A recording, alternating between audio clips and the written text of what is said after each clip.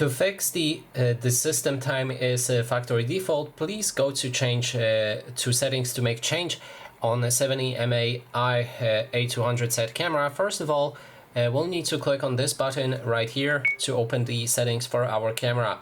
Now the next step is to navigate into the system settings using this button and then select it with again this button.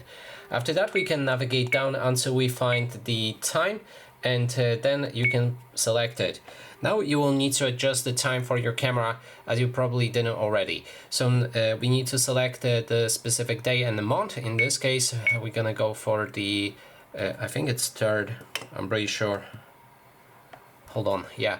Then we have the option for then we need to click on this button to progress to the day, and we also need to select the day.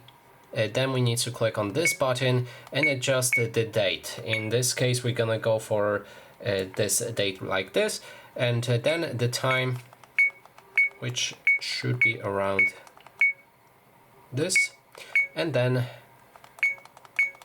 the time like this. It needs to be correct, otherwise you may get that error, so I'm just gonna adjust it how it is.